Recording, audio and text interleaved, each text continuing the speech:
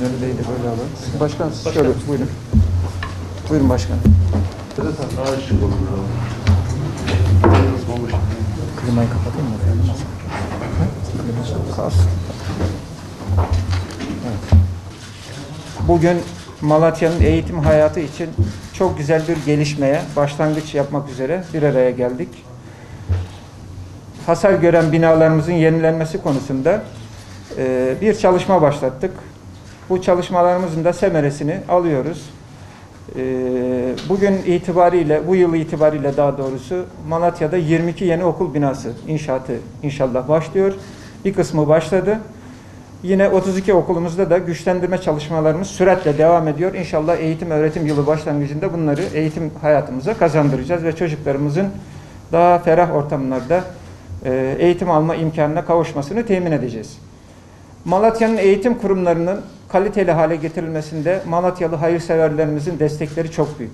Bugün Malatya'nın dört bir tarafına baktığınızda, ilçelerine baktığınızda Malatya'nın bu topraklarda yetiştirdiği evlatları Malatya'da çok güzel eserler inşa ediyorlar. Okul binaları yapıyorlar, eğitim kompleksleri yapıyorlar, sağlık tesisleri yapıyorlar. Malatya'nın yetiştirdiği en önemli hayırseverlerden birisi de bugün aramızda bulunan Acıbadem Yönetim Kurulu Başkanı Sayın Mehmet Ali Aydınlar.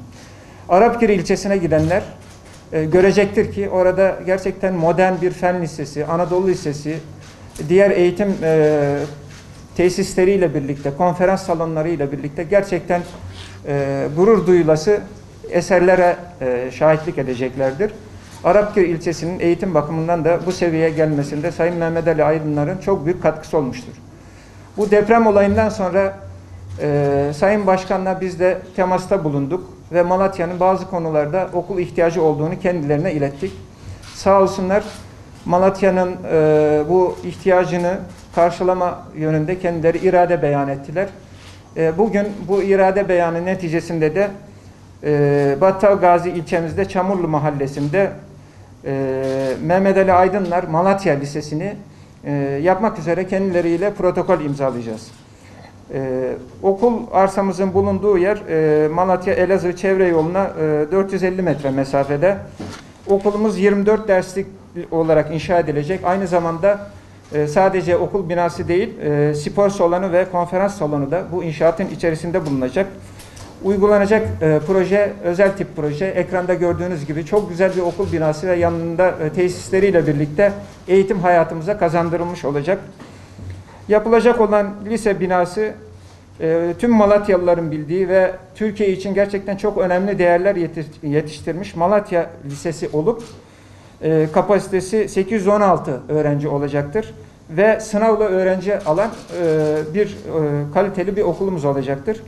İnşallah kısa sürede bu inşaatı Sayın Başkan da kendileri ifade edeceklerdir. Kısa sürede bu inşaatı tamamlayarak seneye eğitim öğretim hayatımıza burada başlamak istiyoruz.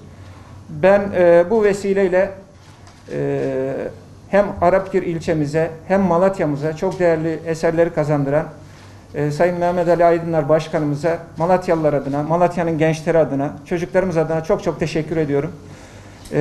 Onların katkılarıyla Malatya'nın çocukları inşallah ülkemizin geleceğinde çok değerli fertler olarak yetişmeye devam edecekler. Ben yatırımların önemli bir kısmını hep Arapgir'e yaptım bugüne kadar.